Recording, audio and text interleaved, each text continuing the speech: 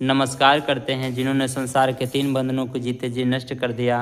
भग्ग दोषो भग्ग रागो भग्ग मोहो, ये 3 प्रकार के बंधन हैं जो हमारे भीतर रहते हैं ना, तो इससे हमें तकलीफ होता है। भगवान किसे कहा जाता है? भगवान किसे कहा जाता है? जैसे किसी से पूछो तो कुछ लोग क्या बोलते हैं कि माता पिता ही भगवान होते हैं। लेकिन क्या अगर माता पिता दारू पिए तो क्या वो भगवान है? खर्रा खाए तो वो भी भगवान है क्या?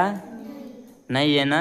और पति पत्नी झगड़ा करे तो वो भी भगवान झगड़ा करता है क्या? नहीं करता है। तो माता पिता भगवान तो नहीं हो सकता फिर। हाँ, माता पिता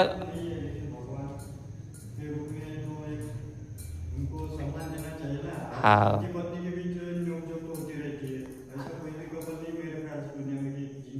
हाँ, तो माता पिता जो भगवान की जो उपाधि होती है उस व्यक्ति को दिया जाता है जो कभी खर्रा ना खाए, कभी दारू ना पिए, कभी व्यभिचार ना करे।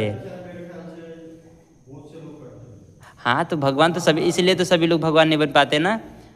तो मैं क्या कह रहा हूँ कि भगवान उन्हें कहा जाता है जो पूरी तरह से अपने आप को परिशुद्ध कर लेते हैं ना, अपने आप को अच्छा बनाते हैं, वो दूसरों को अच्छा नहीं बनाते। तो अगर भगवान की बात कहा जाए तो माता पिता के जो विचार होते हैं वो लंबे समय तक इस संसार में ना जाने कितने भगवान होंगे फिर। समझ रहे हैं?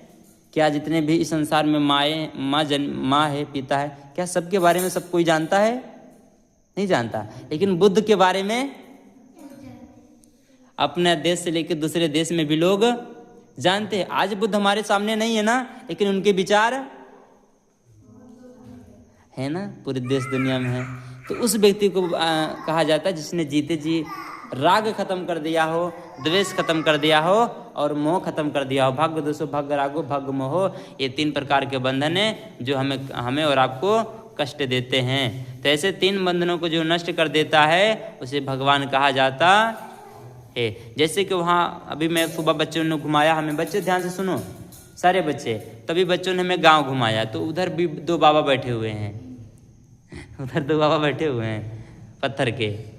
और ना मुझे नहीं पता कि गांव के लोगों ने क्यों बनवाया, क्या उनकी श्रद्धा उनके प्रति है। ठीक है, वैसे तो मेरी श्रद्धा नहीं है, मेरी श्रद्धा सिर्फ वनली किसमें पता है? भगवान बुद्ध में और बाबा साहब में, बाकी किसी में कोई श्रद्धा नहीं है। भगवान का धम्म हमारे जीवन को बेहतर बनाता है और बाबा साहब की जो शिक्षाएं हैं वो भी हमारे जीवन को अच्छे बनाती हैं। ठीक है, बाकी वहाँ जो बाबाओं के पास मैं गया था, किसी की श्रद्धा होगी तो बुरा नहीं मानना। ठीक है, मैं सही से आपको बता देता हूँ।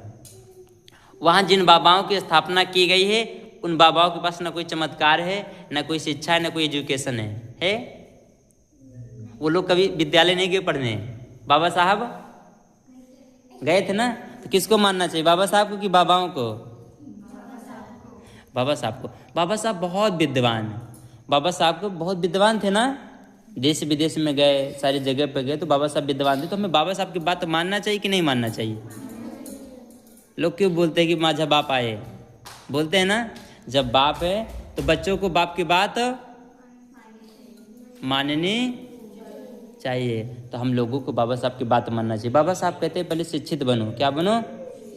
शिक्षित का मतलब होता है हम अच्छी एजुकेशन अपने बच्चों को दें। क्या दें?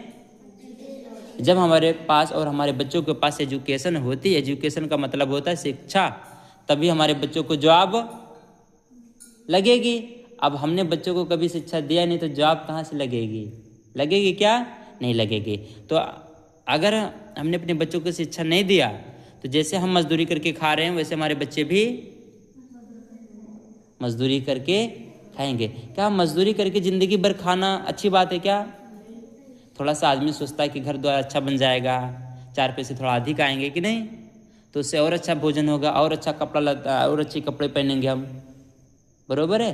तो इसलिए बाबा साहब कहते हैं कि मेरे समाज के लोगों सबसे पहले शिक्षा अपनाओ। क्या अपनाओ? शिक्षा। कपड़ा थोड़ा अच्छा नहीं होगा तब भी चलेगा, लेकिन अपने बच्चों को शिक्षा जरूर दो। एक वक्त थोड़ा सा कम खा लो, लेकिन बच्चों की पढ़ाई में कंजूसी नहीं करना चाहिए। समझ रहे हैं? क्योंकि वो पढ़ लिख लेंगे, जब उनका जीवन अच्छा हो जाएगा तो जितना हम उनके पीछे लगाते उसके कई गुना ज़्यादा वापस आ जाएगा।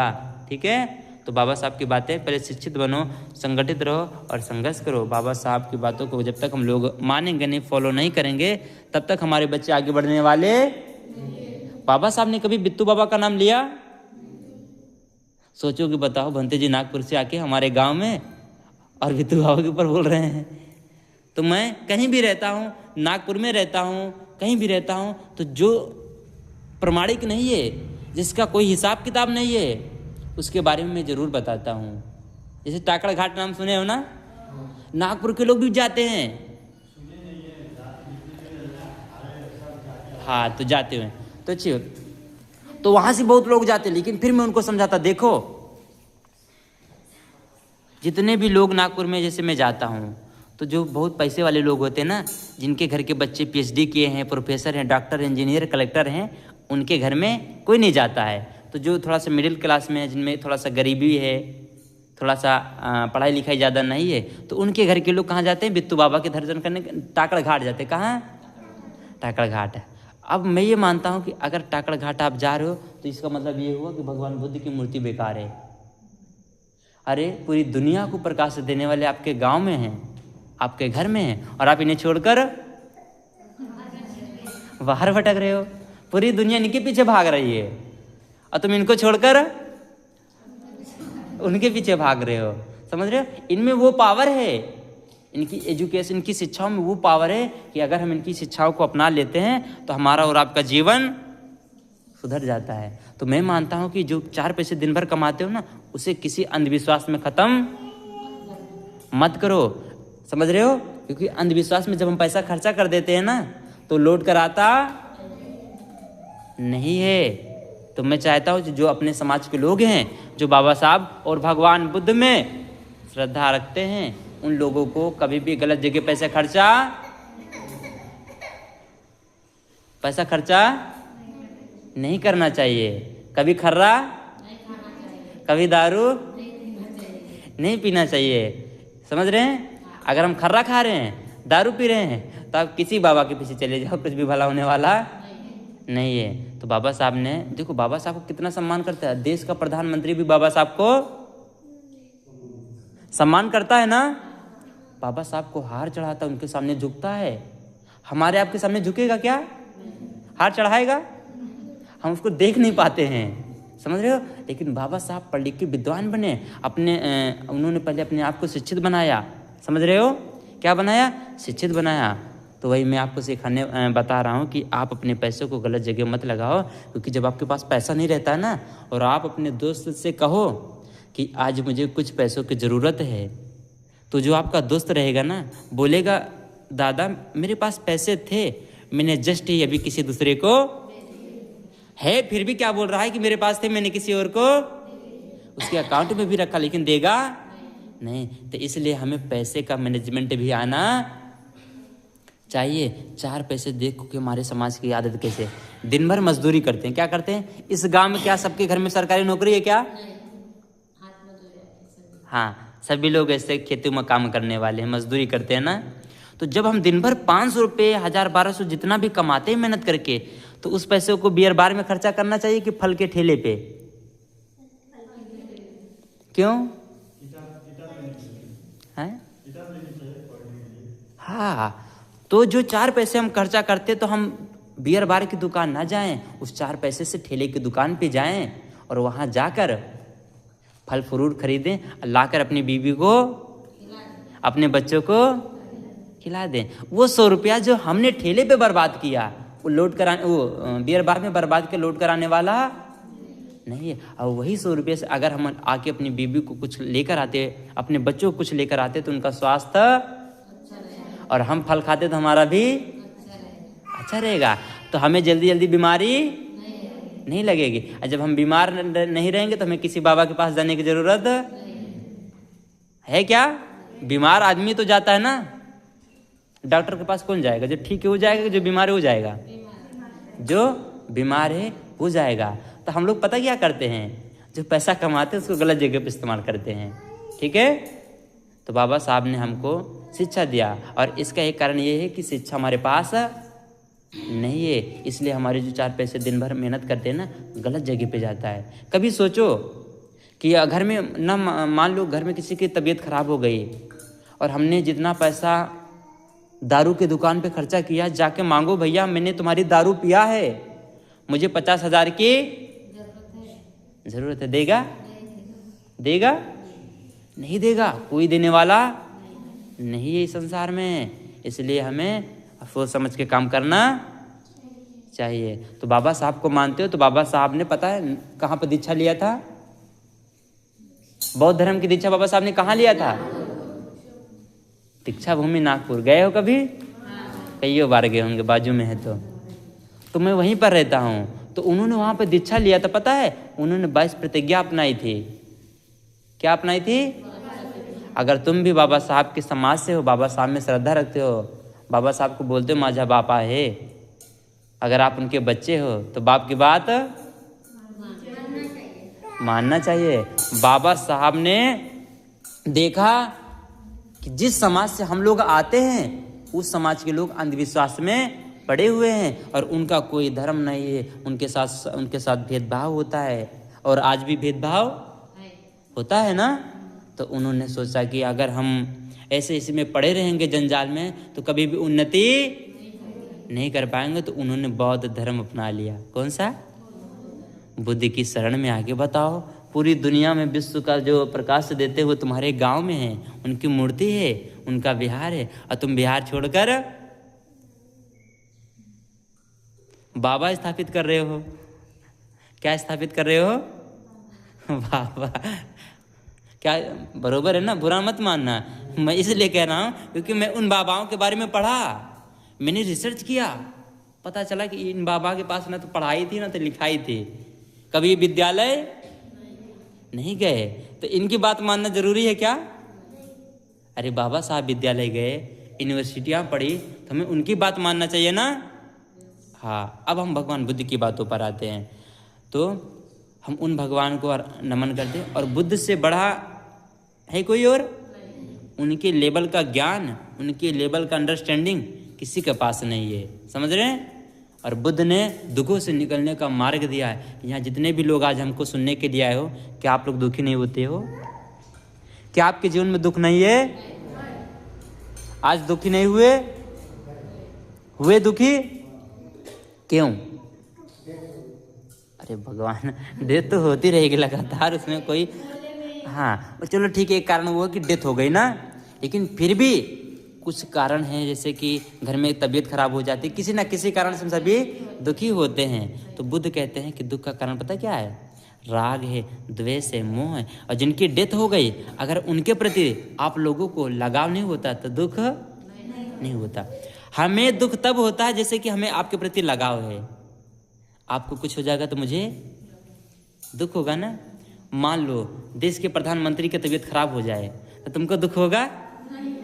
क्यों होगा? लगाव नहीं है। तो जिससे हमारा और आपका लगाव नहीं होता है, उसकी तबीयत खराब हो जाए या वो मर जाए, फर्क नहीं पड़ता है ना। तो वही भगवान कहते हैं कि भग दोषो भग रागो भग मोह, जिसने इस बंधन को मार दिया, नष्ट कर दिया, और जिसके पास अनंत ज्ञान है, ज्ञान का सागर है, हम उसे भगवान कहते हैं। तो आपके गांव में बुद्ध हैं, और मैं आशा उम्मीद करता हूं कि मेरे जाने के बाद मैं कल चला जाऊंगा। कहाँ जाऊंगा? अमरावती। मैं टूर यात्रा पे निकला हूं, नागपुर से मुंबई जा रहा हूं। तो आज बहुत शायद मेरा पुण्य होगा जो मैं आप लोगों को देख रहा हूं, या आप लोगों ने पुण्य किया होगा जो मुझे देख रहे हैं। इतना बड़ा वर्धा पिपरी में मुझे क्यों आना था?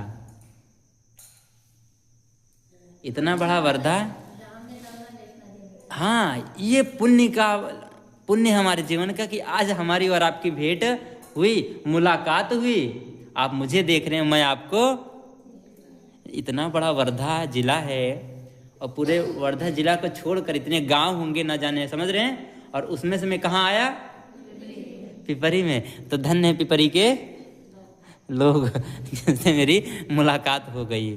समझ रहे हैं? फिर भगवान, तो बुद्ध कहते हैं बुद्धं शरणं, हम लोगों को बुद्ध की शरण में जाना चाहिए। धम्मं शरणं, संघं शरणं, हमें इनकी शरण में जानी चाहिए। इनके अलावा कहीं भटकना नहीं चाहिए, क्योंकि जो सुख है इसी तेरी शरण में, बाकी कहीं नहीं। आज बता दो जितने भी लोग जैसे कि बाबाओं के पीछे पड़े, मैं नाम नहीं लूँगा, आप लोग जानते हो कि जैसे यहाँ भी लोग बिट्टू बाबा के पास जा रहे हो, आप जाओ, अपने बच्चों को मत पढ़ाओ। क्या कभी आपका बच्चा IAS बनेगा? नहीं बन सकता है, बिल्कुल नहीं बन सकता। और आपकी गरीबी में कोई चेंजेस नहीं हो सकता है, समझ रहे हैं? तो इसलिए बाबा साहब बहुत विद्वान हैं, हम अपने बच्चों को बाबा साहब और बुद्ध के बारे में पढ़ाएं और खुद जानने की कोशिश करें। उसके बाद आता है 5 शील। आप मेरी इन 5 बातों को मान लेना, मेरी नहीं है, ये 5 बातें भगवान बुद्ध की हैं। किसकी हैं? मेरी बात सबको समझ आ रही है? ऐसा तो नहीं कि मैं अंग्रेजी बोल रहा हूँ, ठीक है? अगर किसी को समझ नहीं आएगी तो आप मुझसे पूछ लेना कि भंते जी मुझे ये बात समझ नहीं आ रही, कृपया करके दोबारा बताइए, तो मैं आपको दोबारा बताने की कोशिश करूँगा। और मैं, पता है, मैं भी एक माँ का बेटा हूँ ना, मुझे क्या फिक्र पड़ी है कि चलो गांव गांव घूमो। मेरी उम्र के बच्चे आनंद कर रहे हैं, एंजॉय कर रहे हैं ना, और मैं गांव गांव भ्रमण कर रहा हूँ कि समाज, जो हमारा समाज है, उसे जीवन जीने की कला पता चल जाए, वो अच्छा जीवन जिए। इसलिए मैं 25 साल का हूँ। कितने साल का? 25 साल का। 25 साल के बच्चे पैंट शर्ट पहनकर घूम रहे हैं, एंजॉय कर रहे हैं, और मैं आप लोगों के बीच में आता हूँ। मुझे दर्द है, मुझे तकलीफ है कि हमारे समाज के लोग दारू पीकर मरे ना, खर्रा खा के मरे ना, सब चीज़ों का त्याग करके अच्छा जीवन जिए, इसलिए मैं निकला हूँ, ठीक है? हाँ, तो जितने भी लोग आए बहुत अच्छा लग रहा है, क्योंकि आप लोग बहुत ध्यान से सुन रहे हो ना। और जब नहीं समझ में आएगा तो पूछ जरूर लेना। तो भगवान पहली बात कहते हैं कि प्राणी हिंसा नहीं करना है, मन से, वाणी से और काया से। मन से, वाणी से और काया से।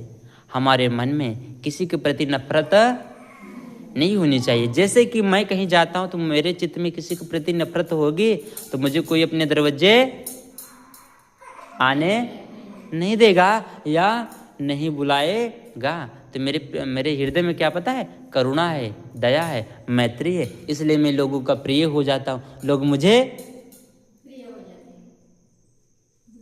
बुलाते हैं ना।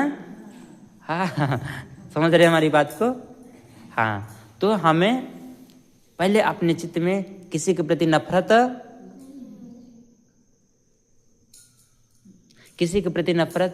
नहीं रखना है, यानी कि अपने मन को शुद्ध करना है। अगर हमारा बेटा IAS बन जाए तो पड़ोसी का फेल हो जाए, पता क्या होता है? हम लोगों के अंदर नफरत होती है। हमारे गांव में, घर में किसी का बेटा नौकरी पा जाता है ना, तो हम पता क्या सोचते हैं? अपने बेटे को डांटते हैं, देख उनका बेटा कलेक्टर हो गया और तू यहीं घूम रहा है, जो कराई कर रहा है। तो हमें ये कहना चाहिए, किसी का बेटा नौकरी पा जाए तो हमें खुशियाँ मनाना चाहिए। क्या? खुश होना चाहिए। वाह, देखो उनका बेटा सच में वाकई में बहुत मेहनत करता था, उनकी बेटी बहुत मेहनत करती थी पढ़ाई में, इसलिए आज वो कलेक्टर बन गई ना। खुश होना चाहिए, इसको बोलते हैं मैत्री है। आप दूसरों के सुखों को देखकर सुखी होते हो, दूसरों के दुखों को देखकर दुखी होते हो, तो इसका मतलब ये है कि आपके भीतर, आपके हृदय में दया है। क्या है? दया है। समझ रहे हैं? हमारा 5 मंजिल बन जाए और पड़ोसी का छप्पर ही रहे, झोपड़ी रहे ना, ऐसा कभी सोचना नहीं चाहिए। अगर हमारा 5 मंजिल का घर बन जाए तो पड़ोसी का भी 10 मंजिल बन जाए ना, ऐसा सोचना चाहिए। तो मन, यानी कि हम अपने मन को शुद्ध करेंगे। मन में किसी के प्रति गलत भावना, किसी का बुरा नहीं सोचेंगे। मन के बाद वाणी आती है। क्या? वाणी मतलब होता है जो हम बोलते हैं। हमें कैसा बोलना चाहिए? कौवे की तरह कि कोयल की तरह? कौवे की तरह। कैसे बोलना चाहिए? बोलना आता है कोयल की तरह? बोल पाओगे? हाँ, तो कोयल की तरह क्यों बोलना चाहिए? हाँ, कोयल की वाणी मधुर होती है कि कौवे की? किसकी? कोयल की ना। तो जो कोयल की वाणी होती है मधुर होती है, और लोग कोयल की वाणी सुनकर अच्छा महसूस करते हैं। कौवे को कोई पसंद, इसलिए सारे कौवे देश छोड़कर, हम जिसको पसंद करते वो तो रहेगा ना, और जिसको हम पसंद नहीं करते वो नहीं रहेगा ना। तो हम लोग कोयल को पसंद करते हैं, इसलिए कभी कभी कोयल की आवाज़ सुनने को मिलती है, और आज कौवा देखने को पता नहीं कहाँ छोड़कर चले गए हैं। बरोबर है। तो हम लोगों की जो बाड़ी होनी चाहिए वो कोयल के समान मधुर होनी चाहिए। आपने कभी सोचा कि आपके घर में पति पत्नी में झगड़ा क्यों होता है? कभी सोचा आपने? सोचो कि आपके घर में पति पत्नी से झगड़ा क्यों हो रहा है। उसका कारण है कि आपकी बाड़ी कौवे की तरह है। किसकी तरह? कौवे की तरह है। किसी भी बात को, छोटी छोटी बातों को बड़ी बड़ी बातें बना के काँव काँव करना ना। मधुर नहीं बोलते हम लोग घर में, और हम लोगों को मधुर बोलना चाहिए। घर में अपने बच्चों से बोलो तब मधुर भाषा में बात करो, बहुत प्यार से, बहुत पोलाइट होकर, बहुत विनम्रता के साथ ना। तो पति पत्नी के बीच में तभी अच्छा रहता है जब दोनों की बाड़ी मधुर हो, अच्छी हो। ठीक है। हम लोगों से क्या अपेक्षा करते हैं? हमसे अच्छी बात करें। जब हमें कोई सम्मान देता है तो हम उसको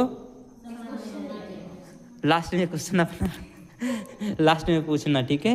अभी क्योंकि आपके क्वेश्चन का जवाब दूंगा तो जो टॉपिक है ना वो चेंज हो जाएगा। तो आप अपने मन में वो प्रश्न बांध के रखो, लास्ट में पूछना। तो पति पत्नी के बीच में हमेशा प्रेम की भाषा होनी चाहिए। इसलिए मैं बता रहा हूँ क्योंकि मैंने महसूस किया।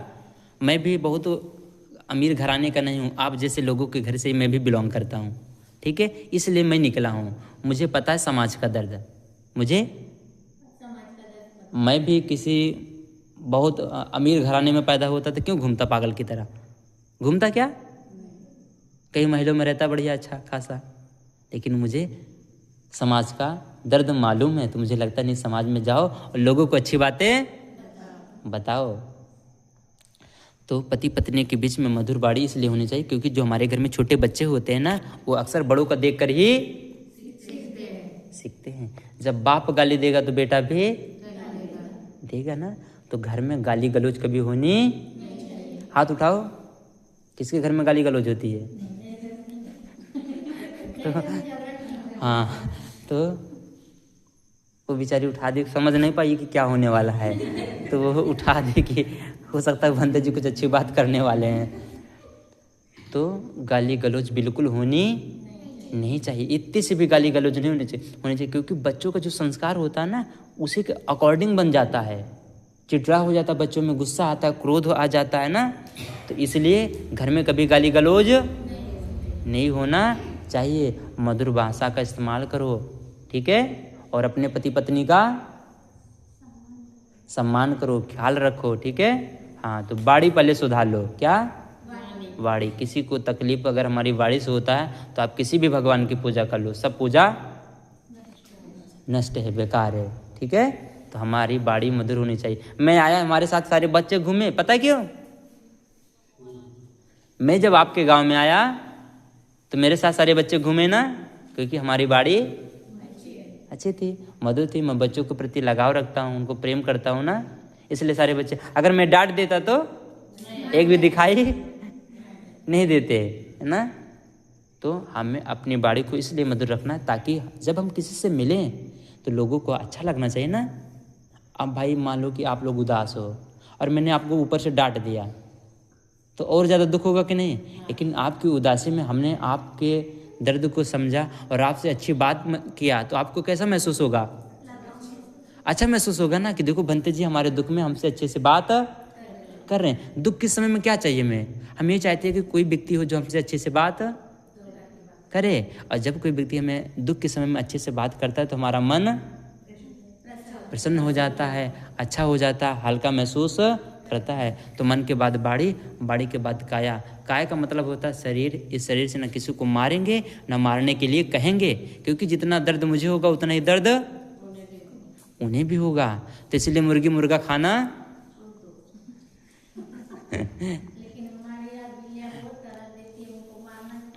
हाँ, तो हाँ बिल्लियाँ तराश देती हाँ, तो हमें करुणा दिखाना है। जितने भी जानवर हैं पता है, जैसे कि पालतू जानवर बिल्ली कुत्ता, पता किस पे डिपेंड है? हम पर और आप पर डिपेंड है। हम और आप नहीं होते तो वो कहाँ होते क्या? नहीं होते। तो सारे जानवर हम पे और आप पर निर्भर है। अगर हमारा इतना से खाना खा लिया तो क्या हमारी जिंदगी छीन लिया?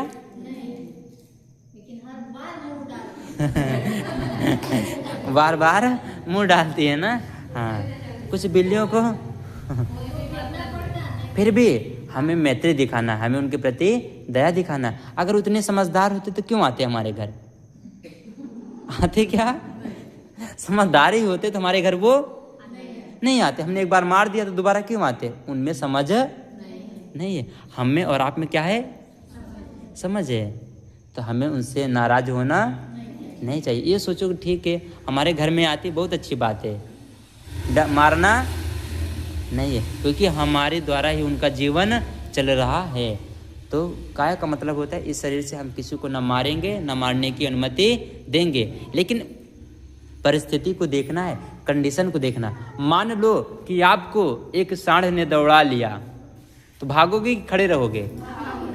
भागोगे ना। क्यों भागोगे? क्योंकि आपको अपनी जान प्यारी है। अगर उसने मारने की कोशिश किया तो आप भी मारने की कोशिश करोगे ना। तो आप जब अपने बचाव के लिए किसी पर कुछ आक्रमण करते हो अपने बचाव के लिए, तो वो पाप नहीं है। जैसे लोगों को लगता है कि हम मीट मच्छी खाते हैं, मुर्गा बिरयानी खाते हैं तो पाप करते हैं। मैं मानता हूँ कि पाप नहीं होता। पता है क्यों? अगर इस तरह से देखा जाए तो सबसे ज़्यादा पापी कौन होता पता है? किसान। कौन? किसान। किसान जब ट्रैक्टर लेकर खेत को जोतने के लिए जाता है ना, तो उस फावड़े में न जाने कितने कीड़े मकोड़े मर जाते हैं। तो भगवान इसीलिए खाने पर प्रवचन नहीं देते कि व्यक्ति खाता क्या है, लेकिन भगवान पीने पर प्रवचन देते हैं कि पीना क्या? हाँ, शराब पीना नहीं चाहिए। क्योंकि शराब जब हम पीते हैं तो शराब पता है क्या असर करती? पेट में, लीवर में, किडनी में, फेफड़े में, हमारे अंदर जो इम्पोर्टेंट पार्ट होते हैं वो खराब हो जाते हैं। तो जहाँ जीना 50 साल वहाँ जिएंगे 25 साल। कहाँ तक जिएंगे? 25 साल में किडनी फेफड़ा फेल। और जब किडनी फेफड़ा फेल तो जिंदगी भी फेल। समझ रहे हैं? तो इसलिए हमें दारू वारू पीना नहीं चाहिए, खर्रा वर्रा खाना। घर में कोई खा रहा हो तो उसको मना करना चाहिए ना। हाँ, और उनको बताओ, देखो मैंने देखा कोई खर्रा वर्रा खा के कोई अमीर नहीं हुआ है। समझ रहे हैं? दारू वारू पी के कोई अमीर नहीं हुआ, बल्कि घर की कंडीशन और ख़राब हो गई है। ठीक है? हाँ, तो मन वाणी काया से किसी को तकलीफ नहीं देना चाहिए। ये पहला।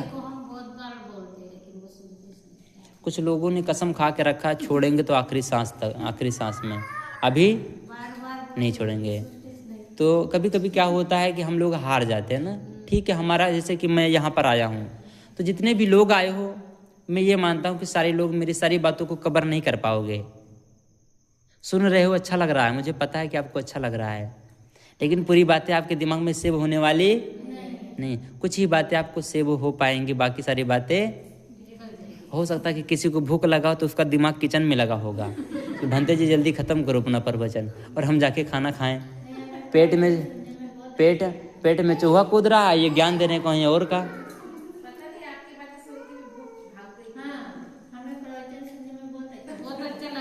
अच्छा ठीक है, साधु साधु साधु। हाँ, तो ऐसे ही होता है। मैं कई बार प्रवचन करने के लिए बैठता तो लोग थोड़ा सोचते हैं कि थोड़ा देर और प्रवचन होना चाहिए। उसके बाद भगवान कहते हैं कि बिना दिए हुए किसी को वस्तु को लेना नहीं चाहिए, अर्थात कभी भी चोरी नहीं करना चाहिए। क्यों चोरी नहीं करना चाहिए? क्योंकि जब हम चोरी करते हैं तो किसी की चीज़ों को चुरा लेते हैं, तो उस जिसकी चुराएंगे उसको क्या होगा? हमारी और आपकी कोई चीज़ चुरा ले। जैसे कि जो मैं फ़ोन चला रहा हूँ, ये पता है ये महंगा फ़ोन है, अभी इसको कोई कहीं गिर जाए, कोई मान लो लेके चला जाए, तो किसको तकलीफ होगी? तकलीफ होगी ना। तो वैसे अगर किसी दूसरे की चीज़ अगर हम लेते तो उसको भी तकलीफ होती है। और जब कोई चोरी करता है तो पता है क्या होता है? उस पर धारा 320 लगती है। कौन सी धारा? कलम 320 लगती है। और 320 जब कलम लगेगी तो पता कहाँ जाना पड़ेगा? जेल। कहाँ? जेल में जाना पड़ेगा। जेल जाना अच्छी बात है?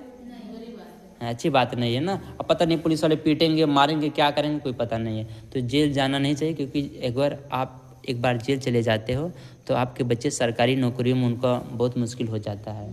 इसलिए पापा, जो घर के गार्जियन होते हैं, उनको अपने कार्यों पे ध्यान देना चाहिए। कुछ भी गड़बड़, आपके नाम की फाइल कहते हैं कि अगर थाने में एक बार बन गई तो बहुत मुश्किल हो जाती है बच्चों की सरकारी जॉब में, ऐसा मैंने सुना हूँ। ठीक है, तो इसलिए हमें कभी चोरी नहीं करना चाहिए। किसी भी गरीबी में जी लेंगे, नमक रोटी खा लेंगे, चटनी रोटी खा लेंगे, लेकिन कभी चोरी नहीं करेंगे। फिर भगवान कहते हैं काम्यसु मिच्छाचारा वैरमणि सिक्खापदं समादयामि, कभी व्यभिचार नहीं करना चाहिए। व्यभिचार का मतलब होता है कि अगर आपके पास बीवी है तो पड़ोसी की बीवी को मत देखो। अगर आपके पास बीवी है तो किसी दूसरे की बीवी को मत देखो। समझ रहे हो क्यों?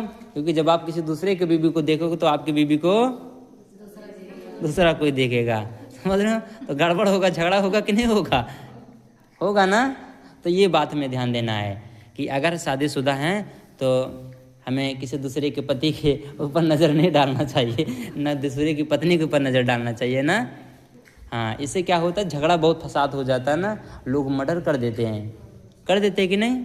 देखो कितने सारे में केसेस आते हैं, क्या बोलते हो, न्यूज़ पे मार देते हैं ना लोग, क्योंकि लोगों के अंदर समझदारी नहीं, अंडरस्टैंडिंग नहीं है। तो शादी के बाद पति पत्नी जो होते हैं, आप अपने पति का सम्मान करो, अपनी पत्नी का सम्मान करो। ऐसा नहीं कि एक घर वाली और एक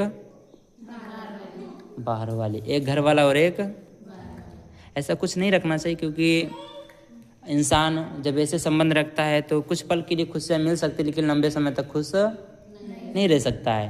तो आपको जीवन में जो मिला है उसका रिस्पेक्ट करो, सम्मान करो। एक कहावत है कि आधी को छोड़कर अगर पूरी के पीछे भागते तो ना आधी हाथ आती और ना आधी गई और पूरी गई, बचे खाली हाथ।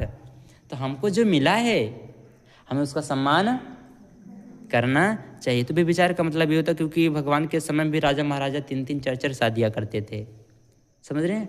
और यही कारण है कि जो भी सोशल मीडिया पे देखो आजकल के नई जनरेशन के बच्चे मारे जाते हैं, फांसी लगा लेते हैं ना, कोई उनका मर्डर कर देता है, उसका कारण यही है। समझ रहे हैं? माता इंतजार करना चाहिए, माता पिता हैं, 4 पैसे कमाएंगे, शादी विवाह तो करेंगे कि नहीं करेंगे? करेंगे ना। तो इंतजार करना चाहिए, शादी विवाह का समय आएगा, उसके पहले हमें पढ़ाई पे ध्यान देना चाहिए। किस पे? बच्चों को खूब अच्छे से पढ़ाई लिखाई पे ध्यान देना चाहिए। शादी की उम्र आती तो शादी करना चाहिए, शादी के पहले दिमाग खराब नहीं करना चाहिए। ठीक है? हाँ। और उसके बाद फिर भगवान कहते हैं मूसावादा बेरमणि सिक्खापदं, कभी चुगली, झूठ ज़्यादा। तो चुगली सबसे ज़्यादा कौन करता है, स्त्री के पुरुष? हैं? चुगली कौन करता है? क्यों करती है? खाली दिमाग। कौन कह रहा है ये बात? मैं कह रहा हूँ कि आप? मैं सिर्फ पूछ रहा हूँ, बता आप रहे हो ना, तो मेरा कोई दोष नहीं। ऐसा नहीं कि भंते जी आए थे दूर से तो सारी स्त्रियों पे दोष लगा रहे थे। मैं पूछ रहा हूँ, जवाब आप दे रहे हो। तो चुगली कौन करता है? स्त्रियाँ करती हैं। खाली दिमाग शैतान का घर होता है। जब भी आपके घर में काम ना हो तो पड़ोसी के घर में जाकर मत बैठो। अब बैठे भी है टाइम पास के लिए तो इधर की बातें उधर मत करो, हो जाती नहीं, मत करो। हाँ, तो हमें अपने ऊपर क्या करना है, कंट्रोल करना है ना, कि इधर की बातें उधर नहीं करना है। क्योंकि जब हम इधर की बातें उधर करते हैं तो 2 परिवारों में झगड़ा होता है। वो भगवान कहते हैं कि कभी किसी के झगड़ों को देखना नहीं चाहिए। क्यों? क्योंकि अगर तुम किसी दूसरे को झगड़ा देखोगे तो एक दिन तुम्हारे घर का भी झगड़ा दूसरा देखेगा। इसलिए अगर किसी के झगड़े को आप शांत कर सकते हो तो जाओ, उसे समझाओ। लेकिन अगर माहौल ज़्यादा बना हो तो मत जाओ। समझे क्या? नहीं पता चलो उधर लाठी चल रही, तुम जाके घुस गए बीच में। ध्यान देना ना, परिस्थिति को देखना है, समय को देखना है, नहीं उधर पता चलो लाठी भांज रहा है चारों आदमी और तुम बीच में चले गए। तो ध्यान देना है कि हम जा तो रहे हैं, समझा पाएंगे कि नहीं, नहीं पता चला उधर लाठी चल रही है और बीच में हम भी जाके घुस गए, अपने कपड़े फोड़वा लिए। ठीक है, तो हमें किसी की लड़ाई झगड़ा नहीं देखना चाहिए। परिस्थिति ठीक ठाक है, हमें लगता है कि हम मामला समझा लेंगे या कंट्रोल कर लेंगे तो वहाँ जाना, लेकिन मज़ा लेना कभी मत लो, किसी के मज़े मत लो, हंसी मत करो, क्योंकि जब हमारे घर में झगड़ा होगा तो कोई और मज़ा करेगा, कोई और मज़ा लेगा। ठीक है, इसलिए किसी दूसरे का झगड़ा देखो मत, नहीं पता चला पड़ोसी का झगड़ा हो रहा तो खिड़की से देखो। ठीक है, ये सब कभी नहीं करना है। तो चुगली नहीं करना, और ज़्यादा नहीं बोल। ज़्यादा क्यों नहीं बोलना पता है? ज़्यादा इसलिए नहीं बोलना क्योंकि जब हम ज़्यादा बोलते हैं तो हमारी बात की वैल्यू गांव में आपके होंगे कुछ ज़्यादा बोलने वाले, कोई यहाँ होगा तो बुरा नहीं मानना। तो जो व्यक्ति ज़्यादा बोलता है उसकी बात पर कोई यकीन नहीं करता। मान लो बात बरोबर है ना, जब हम ज़्यादा बोलते तो कोई हमारी बात को यकीन नहीं करता, तो इसलिए हमें कम बोलना, जितनी ज़रूरत हो उतना ही, नहीं तो ध्यान करना चाहिए। बुद्ध विहार है, गांव में बुद्ध विहार बहुत, आप लोग पता है पुण्यवान हो, इस नगरी में हो आप लोग कि आपके गांव में बुद्ध विहार है। क्या है? आओ यहाँ बैठो, अच्छी बातें करो, धम्म की चर्चा करो, ध्यान साधना करो, सभी के दुखों को समझो। कितना अच्छा लगे, आज कितना अच्छा आप लोगों को महसूस हो रहा है, महसूस हो रहा है। आज मैं आया, मेरे माध्यम से आप 20 लोग इकट्ठा हुए, सुन रहे हैं ना, तो ऐसे हमें इसको आना चाहिए और ध्यान देना। आप लोगों को थोड़ा सा मैं अलग से बात बता रहा हूँ, यहाँ ध्यान देना, भगवान को स्थापित किए हो तो इनके बदन पे इतनी सी धूल नहीं होनी चाहिए। और ये कोई गांव के एक आदमी का काम नहीं है, गांव के सारे लोगों का दायित्व कर्तव्य होता है भगवान की मूर्ति को साफ सुथरा रखना है। पोछा वछा मारो बढ़िया डेली, ऐसा नहीं कि स्थापित कर दिए हैं बुद्ध विहार खोल के बैठा दिए हैं, 15 दिन ताले नहीं खुल रहा है। इसका मतलब ये होता है कि भगवान बुद्ध के प्रति हमारे हृदय में श्रद्धा नहीं है, श्रद्धा नहीं है। मैं एग्जांपल देता हूँ, कोई बुरा नहीं मानना। जैसे कि जो पंडा पुजारी होते हैं गांव में छोटे मंदिर बनाते हैं ना, तो डेली वहाँ घंटी बजती है, उनको कुछ मिले या लेकिन घंटी क्यों? क्योंकि श्रद्धा रहती है। हमारी और आपकी श्रद्धा होगी तो हम लगातार बिहार में टाइम निकाल लो, टाइम निकाल। जैसे कि हम दूसरे घर में जाकर बैठकर बातचीत करने के लिए टाइम निकाल लेते, वैसे आप बिहार के लिए भी टाइम निकाल लेना चाहिए। आओ बैठो, कितनी अच्छी जगह है। मुझे गांव बहुत प्यारा लगता है, शहर छोड़कर गांव में आया हूँ। नागपुर शहर में रहता, सिटी में रहता हूँ, गांव शहर छोड़कर गांव में भ्रमण कर रहा हूँ क्योंकि मुझे गांव पसंद है, गांव के लोग पसंद है। गांव के लोग भले गरीब हों लेकिन वो हृदय के बहुत अच्छे होते हैं, समझ रहे हैं? भले बहुत कुछ ना दे पाएँ लेकिन उनके हृदय में करुणा और दया रहती है। इसलिए मैं गांव में भ्रमण करता हूँ। मैं चाहता हूँ गांव के लोग सुखी रहें, 4 पैसा कम कमाएं लेकिन धर्म के अनुसार अपने जीवन को जिएं। तो कभी ज़्यादा बोलना नहीं चाहिए। उसके बाद फिर भगवान कहते हैं, सुरा मेरे मज्ज पमादा ठाना वेर मणि सिक्खा पदंग। कभी कच्ची शराब पक्की शराब का सेवन, खर्रा वर्रा नहीं खाना है। क्यों?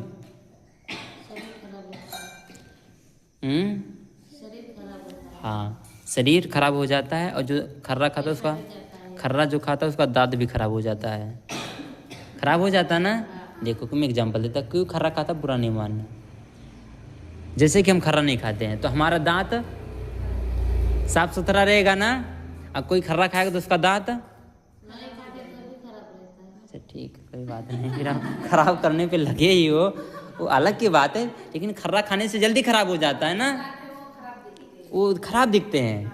ऐसे खराब जाए तो अलग की बात है कि चलो पायरिया या कोई भी कीटाणु लग गए वैसे खराब हो गए, लेकिन जानबूझ के खराब नहीं करना चाहिए ना। तो जब हमारे दांत खराब हो जाते हैं खर्रा खाकर तो हम कहीं हंसते हंसेंगे तो क्या दिखेगा, तो शर्म महसूस होगी ना, इसलिए हमें खर्रा वर्रा नहीं खाना चाहिए। एक बार की बात है, क्या है बात है, पिपरी गांव था। कौन सा गांव था, पिपरी गांव था। इस गांव की बात नहीं कर रहा हूँ मैं, दूसरे गांव की, पिपरी बहुत है।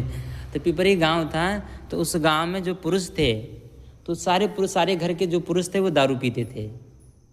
क्या पीते थे, दारू पीते थे। उनकी पत्नियां उनसे परेशान हो गई। किससे, दारू से नहीं, पति से।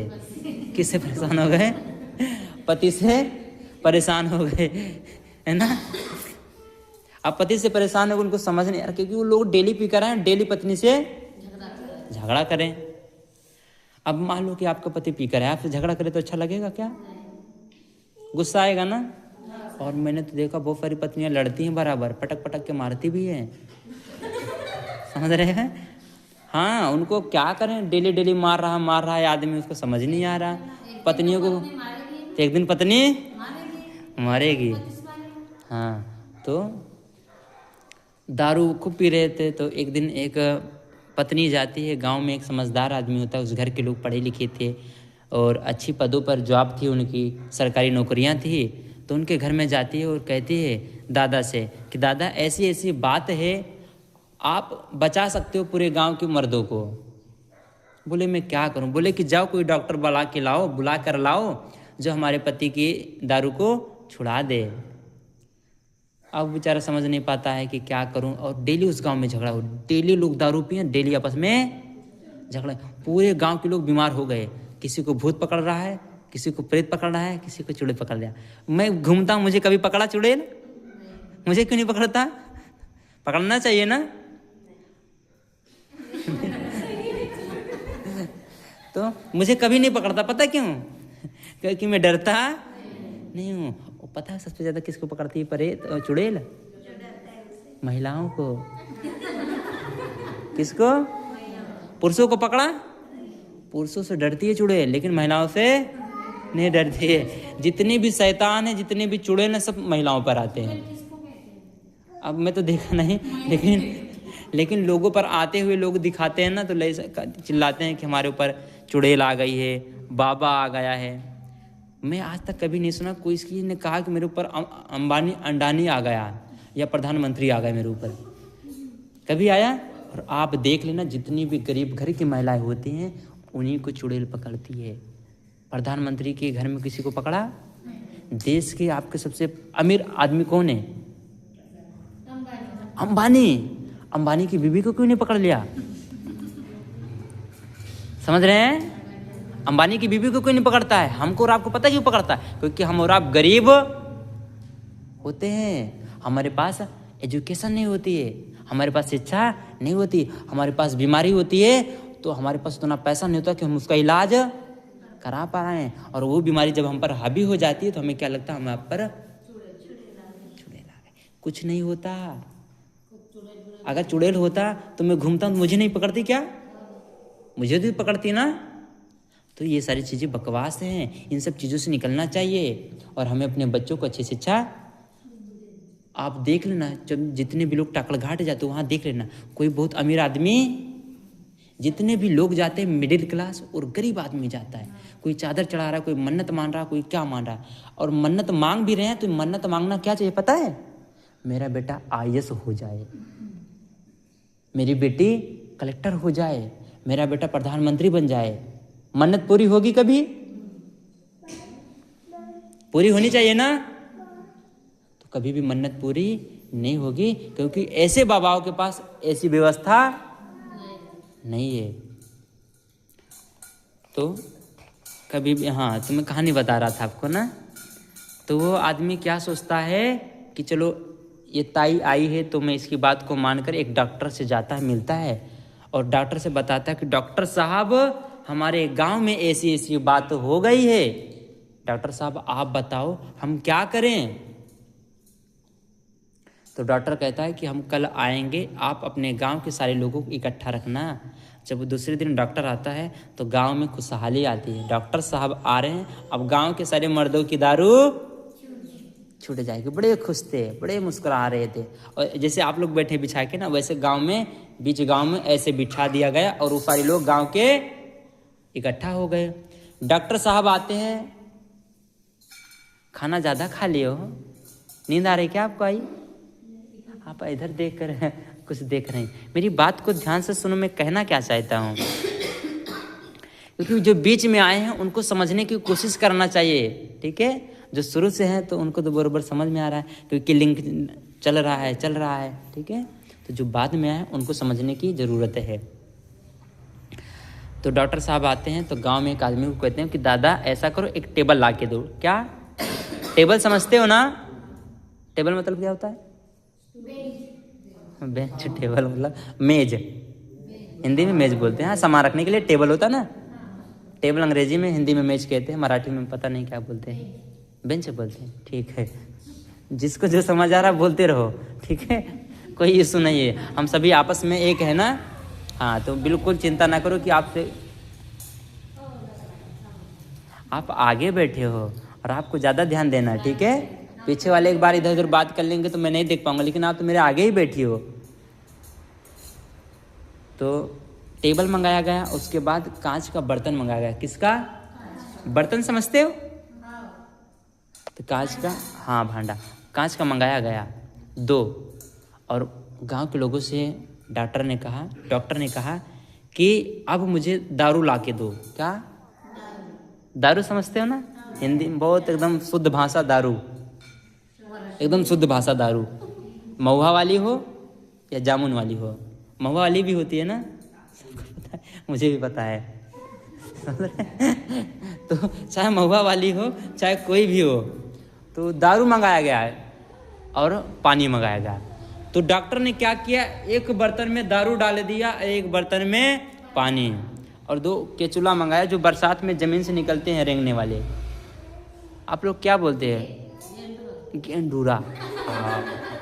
हाँ, जो भी बोलते हो सही बोले आप, मराठी में वही बोलते हैं उसको, गेंडूरा। तो उसको मंगाया डॉक्टर ने, डॉक्टर ने तो पकड़ा उसको, हाथ में उठाया ऐसे। तो एक, क्या बोले अभी आप? हाँ, आज गांडूरा एक उठाया उन्होंने, दारू में उसमें पानी में डाला। जब पानी में डाला तो वो जो कीड़ा था पानी वाला, तो पानी में तैर रहा था। दूसरा उठाया उसने दारू में डाल दिया। किसमें? और जैसे ही कीड़ा दारू में गया, उसके कई पार्ट हो गए, मर गया तुरंत। वो क्या हो गया? मर गया, कट गया। तो डॉक्टर ने सारे लोगों से कहा, सारे शराबियों से कहा कि आपने जो मैंने प्रैक्टिकल किया, आपने देखा, आपको समझ में आया? तो आगे वाले मुंह ताक रहे थे, ऐसे डॉक्टर का मुंह देख रहे थे। तो आगे से तो किसी ने हाथ नहीं उठा, पीछे से एक आदमी ने हाथ उठा दिया। डॉक्टर साहब मैं बताऊं? बोले चलो, आगे वाले तो नहीं बताए, कम से कम पीछे वाला ही बता रहा है। तो उसने कहा, डॉक्टर साहब मुझे एक बात समझ में आई आपकी, कि जैसे आपने दारू में कीड़ा पानी में डाला तो तैर रहा था, आपने दारू में डाला तो दारू में जाके डूब तो जाएगा, मर गया। क्या हो गया? मर गया। तो मुझे ये बात समझ में आई। बोले क्या? बोले कि अगर हम लोग दारू पियेंगे तो पेट का कीड़ा मर जाएगा। क्या होगा? पेट का। डॉक्टर अपना सर पकड़ लेता, समझ गया कि अब इनको समझाया, अब ये मरेंगे दारू पी के, इनको बदला नहीं जा सकता, इनको समझाया नहीं जा सकता। ये तो अपनी व्यवस्था कर ही रहा है, साथ में सबकी व्यवस्था कर रहा है। तो डॉक्टर समझाना चाहता था कि दारू जैसे हमने दारू में डाला तो उसमें एल्कोहल होता है। मैं केमिस्ट्री पढ़ा हूँ, तो दारू में पता क्या पाया? एल्कोहल क्या होता है? जहरीला पदार्थ होता है। वो धीरे धीरे असर करता है, एक बार में ही असर धीरे धीरे असर करता है। तो जब एल्कोहल हमारे पेट में जाएगा, तो जैसे कीड़ा मर गया ना, तो पेट का कीड़ा नहीं मरेगा। जब पेट में जाएगा तो किडनी खराब करेगा। क्या? किडनी, फेफड़ा, गुर्दा, इस पे असर करेगा और ये खराब हो जाता है। ठीक है, तो डॉक्टर का समझाना ये था कि जब आप दारू पीते हो ना, तो वो एल्कोहल क्या करती है, जाके आपके पेट में जलन पैदा करती है, क्योंकि हम ज्वलनशील पदार्थ पीते हैं। क्या पीते हैं। अगर हम दारू की जगह दूध पिए, फायदा है कि नुकसान? फायदा है कि नुकसान? तो मैं दूध पीने के लिए कह रहा हूँ, दारू पीने के लिए नहीं कह रहा हूँ। समझ रहे हैं? तो ये कहानी से क्या सीख मिली आपको? दारू नहीं पीना चाहिए, नहीं तो पेट के कीड़े मर नहीं जाएंगे, पेट हम ही मर जाएंगे ना। तो हाँ, तो खर्रा दारू किसी प्रकार की नशीले पदार्थों का सेवन नहीं करना चाहिए। जब हम इन 5 बातों को अपना लेते हैं तो मैं मानता हूँ कि आपको कहीं भटकने की ज़रूरत नहीं है। हाथ उठाओ, कितने लोग टाकड़ घाट जाते हैं? ईमानदारी से बताओ, सारे लोग बताओ। पूरा गांव है टाकड़ घाट वाला? चलो ठीक है, कोई बात नहीं। क्या इसके पहले कोई और आया जैसे मैं बात कर रहा हूँ, कोई और कर रहा था ऐसे?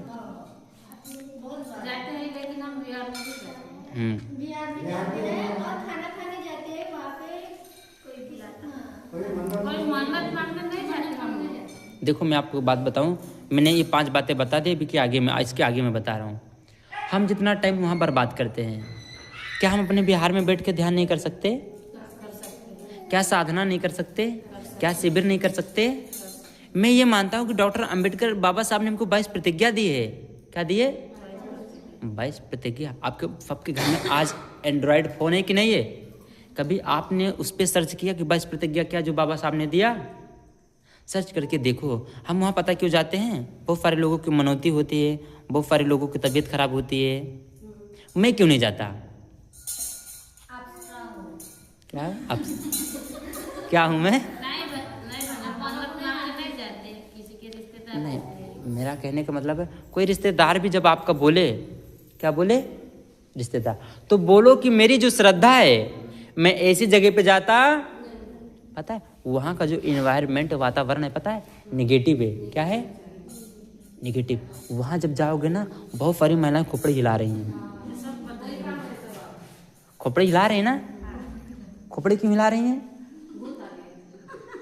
अब वहाँ का जो वातावरण है वो नेगेटिव है, नकारात्मक। हम अपने छोटे छोटे बच्चों को लेकर जाएंगे तो वो जो नकारात्मक ऊर्जा उनमें भी भूत नहीं आएगा, वहाँ की ऊर्जा उनमें आ जाएगी। ऐसा नहीं कि उसको छोड़कर इसके ऊपर कूद जाएगी वो, ऐसा कूदने वाला काम उसके पास नहीं है। तो वहाँ नहीं जाना चाहिए जहाँ का इन्वायरमेंट ऐसा हो, सर खोपड़ी हिलाने वाला हो, चिल्लाने वाला हो, वहाँ जाना नहीं चाहिए। क्योंकि उससे भी पता है हमारी भी तबीयत खराब हो जाती। हमारे बिहार कितना सुंदर बिहार बनाए हो, इस बिहार में आके बैठो। इस बिहार में कोई खोपड़ी हिलाने वाला है क्या? नहीं है। और कभी भी खोपड़ी हिलाना भी नहीं, ठीक है? क्योंकि एक दिन पता क्या होगा, अपने आप ही खोपड़ी हिल जाएगी। अंत आएगा, समय आएगा, अपने आप ही खोपड़ी हिल जाएगी। इसलिए जीते जी खोपड़ी हिलाना नहीं है, ठीक है? बाकी कोई जाता है, मैं रोकता नहीं हूँ, लेकिन वहाँ जाने के पहले हमें सोचना है बिहार में अगर वहाँ दर्शन करें तो हमारे गांव में बिहार है, हमें यहाँ दर्शन करने में क्या दिक्कत है। आदमी बहाना करेगा, लेकिन भनते हर्ष आनंद चुटकियों में पकड़ते हैं। उपासक उपासिकाएं बहाना करेंगे, लेकिन मैं चुटकियों में बातों को पकड़ सकता हूँ। लेकिन फिर भी मैं मना नहीं करता हूँ, जाओ कहीं भी जाओ, मेरा क्या नुकसान होगा? होगा क्या? मेरा कोई नुकसान होगा? आप अपना नुकसान कर रहे हो और मैं तुम्हारे नुकसान की चिंता कर रहा हूँ, अपने फायदे की चिंता नहीं कर रहा हूँ, बल्कि हम आपके नुकसान की चिंता कर रहे हैं। मत जाओ, पैसा लगा के मत जाओ, गाड़ी बुक करके मत जाओ, कोई मतलब नहीं। अगर आपको जाना ही है तो बहुत सारे बुद्ध विहार हैं, आप बुद्ध गया चली जाओ। सारनाथ गए हो कभी? मैं उधर का रहने वाला हूँ, सारनाथ का। सारनाथ चले जाओ, नेपाल चले जाओ, बरोबर है, देख कर आओ, कितना अच्छा लगेगा। और हम कहाँ जा रहे हैं? यहीं बाजू में टाकड़ घाट है, यहीं बाबा के पास जा रहे हैं। तो वो बाबा जिनके पास हम जाते हैं वो कभी पढ़ाई नहीं किए, पढ़े लिखे। आप सोचो, उनके बुरा नहीं मानना, मैं मानता हूँ आपकी श्रद्धा है। जैसे कोई भगवान बुद्ध पर कोई टिप्पणी करता है तो मुझे बुरा लगता है, बाबा साहब पर कोई टिप्पणी करता है तो मुझे, क्योंकि मेरी श्रद्धा है ना। अच्छा, बुरा लगता है आपको? तो हम उतने भी दीवाने नहीं है टाकड़ घाट की। इससे मुझे क्या पता चला, अगर यहाँ लोगों में श्रद्धा नहीं होती तो उनकी पत्थर की मूर्ति नहीं बनाते। बनाया तो आप लोगों ने ना, पैसा तो आप लोगों का चंदा लगा, बख्शिश किसकी लगी? मेरी, गांव के लोगों की लगी ना। अरे उसी को बिहार में लगाते, लाइब्रेरी बनाते, गांव के बच्चे आके पढ़ते कि नहीं पढ़ते? लाइब्रेरी खोल दिए होते इधर। हमारे गांव के बच्चों का दिमाग तेज होता, यहीं 2-4 बच्चियाँ 2-4 बच्चे बड़े किसी अच्छे पोस्ट पे चले जाते, तो हम बैठा दिए 2-2 बाबा, एक नहीं 2-2 बाबा, दोनों बाजू में बैठे हैं शांति मार के। बरोबर है, बाबा तो एक ही है। हे बाबा, बाबा वनली एक है, कौन है वो? बाबा साहब, बाकी दूसरा बाबा नहीं है। तो ध्यान देना है, मैं चाहता हूँ कि आपका एक पैसे का नुकसान ना हो, इसलिए मैं कहता हूँ नहीं आप मानोगे तो आपके बच्चे भी फंस जाएंगे। मैं चाहता हूँ कि हमारी जो पीढ़ियाँ थी ना, इसी अंधविश्वास में मारी गई, मर गई, लेकिन कभी उन्नति प्रगति नहीं हुई, कोई बदलाव नहीं हुआ। तो हम चाहते हैं कि हमारी जो आने वाली पीढ़ियाँ कम से कम वो तो अंधविश्वास में, अभी छोटे छोटे बच्चों को अगर हम कभी बाबा के बारे में नहीं बताएंगे तो बाबा के बारे में जानेंगे क्या ये? और हमने गांव में उनका मंदिर बना रखा है। चलो हम तो दर्शन करेंगे, साथ में छोटे छोटे बच्चे भी। अरे दर्शन कराना तो यहाँ बाबा साहब को मूर्ति आपने रखा है, भगवान बुद्ध की मूर्ति रखा है, इतनी सुंदर, इतनी चांगलिया है। यहाँ आना चाहिए हमारे बच्चों को ना, ठीक है? मेरे जाने के बाद अब क्या करोगे बाबाओं का? क्या करना है उनका? बिहार में आते हैं लेकिन कभी-कभी। हाँ, यहाँ डेली आओ, वहाँ जाओ या कोई फर्क है? यहाँ भी नहीं आओगे तो कोई फर्क है? नहीं पड़ता। लेकिन ये मानो कि बाबा साहब ने हमारे लिए, आपको पता है बाबा साहब ने कितना दुख झेला ना, किसके लिए? हमारे लिए। बाबा साहब ने कभी कहा कि मैं आपके लिए झेल रहा हूँ दुख? डिब्बा मुझे दे दो। कैसे पता चला कि बाबा साहब ने आपके लिए दुख झेला? हमने उनकी पिक्चर देखी, हमने बहुत लोगों के मुंह से सुना। हाँ, और बाकी लोग, कैसे आपको पता चला कि बाबा साहब ने आपके लिए कष्ट झेला? बाबा साहब ने कभी अपने कुटुंब का, अपने बच्चों का ख्याल देखा नहीं। मैं जो बंदे बना यहाँ तक आया, मैं ना, एक विचार ने मुझे मेरे माता पिता से दूर कर दिया। शायद लाइन पे ही मेरे माता पिता, कॉल चल रहा है, 1 घंटे से कॉल चल रही है, मेरे पापा मम्मी लाइन पे है मेरे, समझ रहे हो? बाबा साहब के एक विचार ने मुझे मेरे परिवार से दूर कर दिया, समझ रहे हैं? बाबा साहब के विचारों को मैं 5 साल पहले नहीं जानता था। जब बाबा साहब के विचारों को हमने जाना तो पता है, तब मैं आंख से आंसू आए, कितना कष्ट झेला किसने? बाबा साहब ने। वह व्यक्ति सताया गया, पानी ना पीने दिया गया, मतलब इतने ज़्यादा अत्याचार उन पे हुए, तो बहुत दर्द हुआ। उस समय आंख से आंसू आ गया कि भगवान इतना कोई सहकर भी हमें सम्मान दिलाया, और आज हम लोग उसी के विचार को मानने के लिए तैयार, उसी के साथ धोखा कर रहे हैं। क्या तकलीफ नहीं होता आप लोगों को? होता है। समझ रहे हैं? हमें तकलीफ होता है, और मैं इसलिए फिर भगवान बुद्ध बाबा साहब के अलावा किसी पर मानता, इतनी सी भी श्रद्धा नहीं है। भगवान बुद्ध और बिट्टू बाबा बाबा साहब, इनके अलावा मैं किसी को मानता नहीं हूँ, क्योंकि इन लोगों का बहुत बड़ा योगदान है। आज भगवान बुद्ध का चेवर नहीं होता तो शायद मुझे कोई जानता, आज मुझे रुकने भी नहीं देते यहाँ, अगर मैं सिविल ड्रेस में होता तो बोलते पता नहीं कहाँ से आया, कौन है, कैसे है। लेकिन भंते जी का चेवर है, भगवान बुद्ध का चेवर है, तो आप समझ गए कि हमारे भंते जी है ना, समझ गए देख कर ही ना। चलो आज हम इनको खाना वाना खिलाएंगे, रुकेंगे, इनकी बात को सुनेंगे। मैं ऐसा होता तो आप रुकने भी ना देते, क्यों रुकते देते ना? क्योंकि ऐसे भी किसी पे विश्वास नहीं होता। तो ये पता किसका दिया हुआ है? भगवान बुद्ध का और बाबा साहब का। आप बाबा साहब में श्रद्धा नहीं रखते तो मुझे रुकने नहीं देता। अब मान लो मंदिर होता तो मुझे रुकने देते? बोलते ये तो बाबा साहब वाला है, इसे यहाँ क्यों रुकना, कि नहीं? तो इसमें बहुत बड़ा योगदान भगवान बुद्ध और बाबा साहब का है, जो हमें और आपको दिया है और मिलाया है। मुझे कभी नहीं पता था कि मैं पिपरी में, मैंने एक बार भी बीच में कहा कि ये मेरा और आपका पुण्य कर्म है कि आज हम और आप मिले हैं, बैठे हैं, एक दूसरे की बात को सुन रहे हैं, समझ रहे हैं। तो मैं यही मानता हूँ और ज़्यादा प्रवचन लंबा नहीं करता हूँ। नहीं, भूख लगी है सो जाओगे, सोना भी टाइम हो भी गया है, काफ़ी समय हो गया है, तो खाना भी खाना है और सोना भी है। तो एक बात मैं यही कहता हूँ कि आप लोग भटकने की कोशिश मत करो। नैया पार होना तो एक नाव पे बैठोगे कि 2 नाव पे? और 2 नाव पे पैर रखेंगे तो कहाँ डूब जाओगे? पानी में कि नाव पर?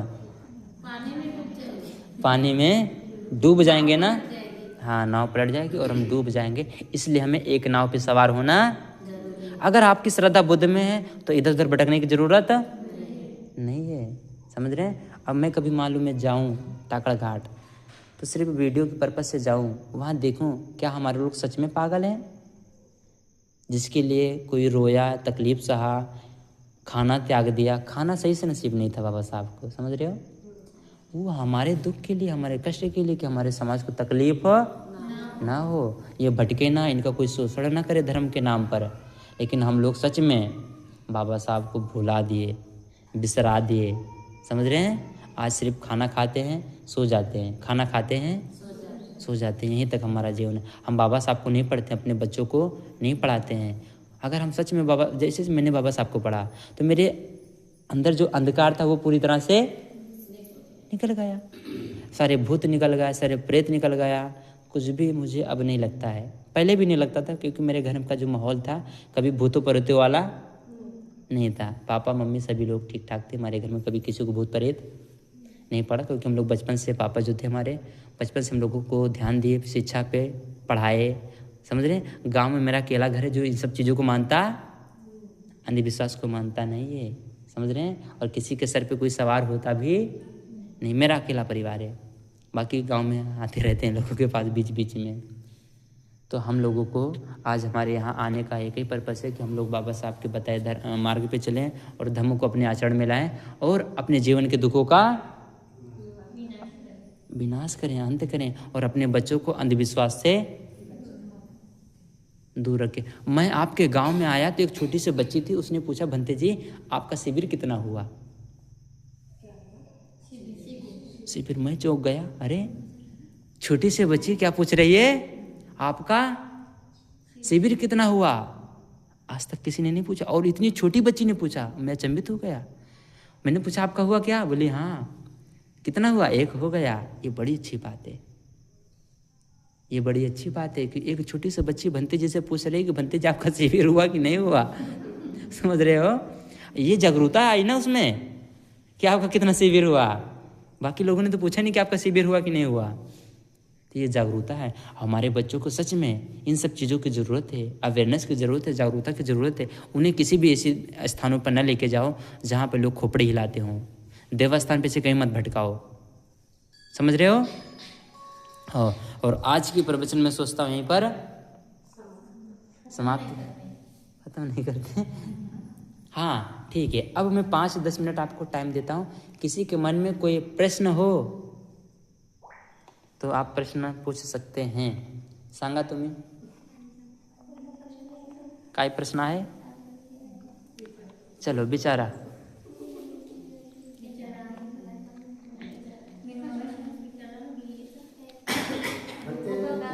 चलो बारी बारी से, हाँ चलो ध्यान दो सारे लोग, ध्यान दो। हाँ, एस धम्मो, भगवान कहते हैं कि ना ही वेरेन बेराने समन्तीत कुदा चरणं अबेरेन चा समन्ति एस धम्मो सनंदनो। ये धम्पद की गाथा है। किसकी?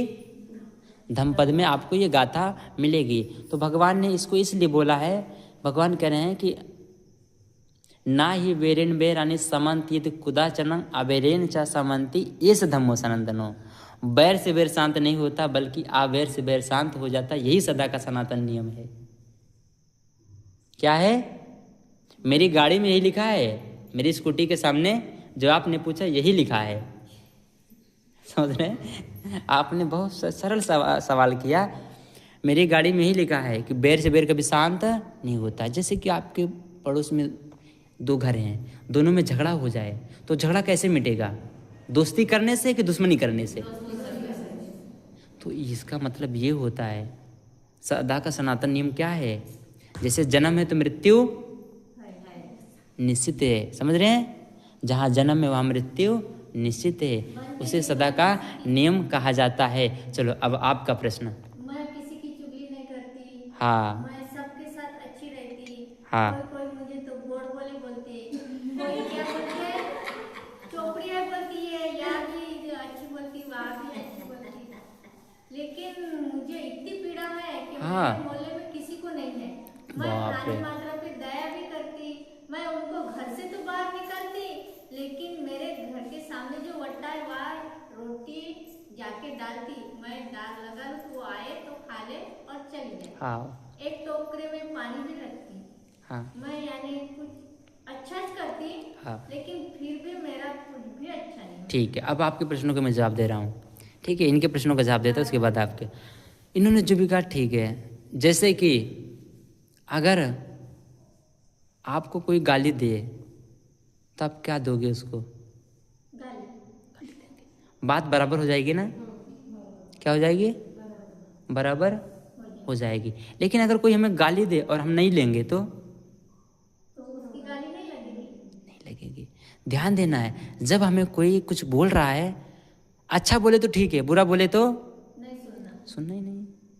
देखो जैसे कि मेरे पास एक ये है, अगर मैं आपको इस एक हाथ में दे रहा हूँ, आपने हाथ में लिया तभी तो ये आपके पास आएगा। आपने हाथ बढ़ाया ही नहीं, आपने लिया नहीं, तो ये आपके हाथ में आने वाला नहीं है। अब मैं यहाँ से चला जाऊँ, इस पिपरी के लोग मुझे गाली दें, क्या करें? गाली दें। 100 गाली दे दे तब भी मुझ पर फर्क है? नहीं पड़ेगा, क्योंकि सुना ही नहीं। मैंने सुना ही नहीं, और मैं सुन भी लेता तब भी मैं इग्नोर कर देता। तो हम सही हैं, साबित करने की ज़रूरत मैंने एक चीज़ की ऑब्जर्व किया, जब हम अच्छे होते हैं ना तो भीतर से खुशी मिलती है। क्या मिलती है? खुशी मिलती है। कोई हमें गाली भी दे तब भी हम उसका मंगल चाहें। क्या चाहें? मंगल चाहें। ठीक है भाई, उसके अंदर ना समझ है, ये हो सकता है मुझसे घृणा करती है, तो वो पता है किस में जल रही है? जो हमें बुरा कहता है वो आग में जल रहा है। किस में? आग में जल रहा है।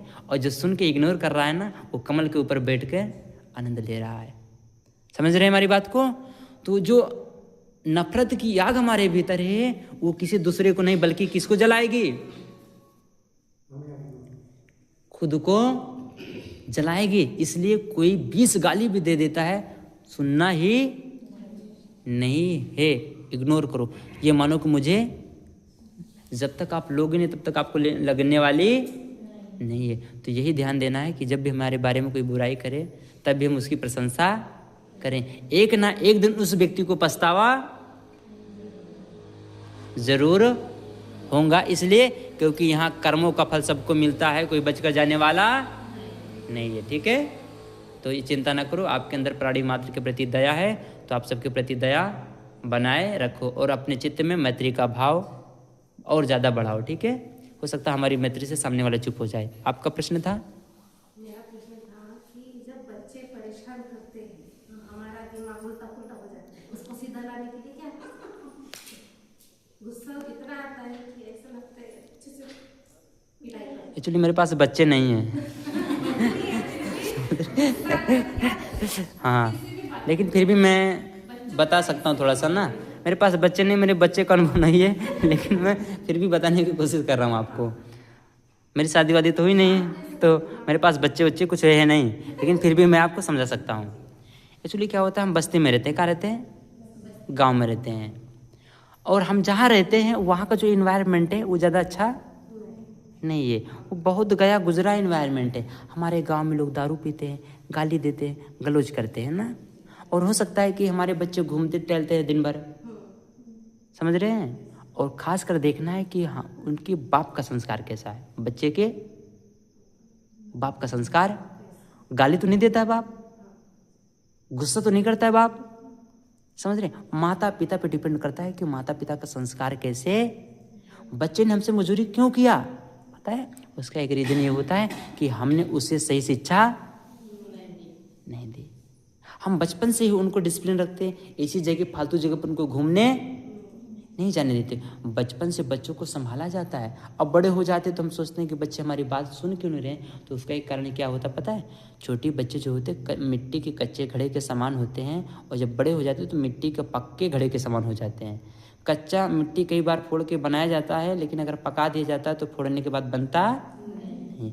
तो वही कारण होता है, जब छोटे बच्चे होते तब से हमें उनको एक अच्छा इन्वायरमेंट देना चाहिए, एक अच्छा माहौल देना चाहिए। घर में किसी प्रकार की असभ्य बात नहीं करना है। अगर हमारी एक डांट से बच्चा नहीं मान रहा तो समझो कि सच में बच्चा हमारी कदर, डर होना किसके प्रति? छोटे बच्चों के मतलब उनको अपने माता पिता की बात की वैल्यू होना चाहिए कि मम्मी ने कह दिया तो मुझे करना ही करना है, पापा ने कह दिया तो मुझे करना ही करना है। अगर मजूरी कर रहा बेटा, झगड़ा कर रहा, तो समझ जाओ कहीं ना कहीं मुझ में कुछ ना कुछ पालने पोसने में कमियां आ गई। हमने ध्यान नहीं दिया, हमने बचपन से उनको ध्यान नहीं दिया। तो ऐसे बहुत एग्जाम्पल, बहुत सी माएँ जो अपने बच्चों की शिकायत करती है। और मैं सदैव कहता हूँ कि बच्चों को बदलने से पहले आप अपने आप को शांत रखो, आप अपने आप को बदलो। बच्चे जो छोटे होते हैं ना, वो हमारी कॉपी करते हैं। क्या करते हैं? कॉपी करते हैं। बाप गाली देता तो बच्चे अपने आप ही सीख जाते हैं। इसलिए घर में कभी भी ऐसी कोई चीज़ें नहीं करना चाहिए जिससे बच्चों का संस्कार बिगड़े। और उनको शांत ऐसे मार पीट के नहीं किया जा सकता, समझ रहे हैं? और उन्हें शांत करने का भी तरीका ये है कि उनको बैठाओ, समझाओ, डेली समझाओ, उनको फ़ोन ना दो, समझ रहे हैं?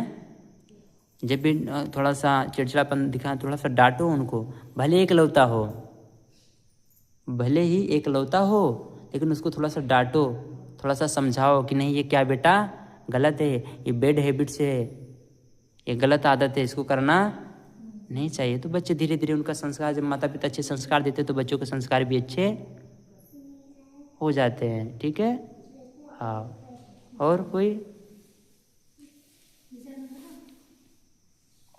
हाँ, बहुत घुमाया इस बच्ची ने। चल पूछ प्रश्न।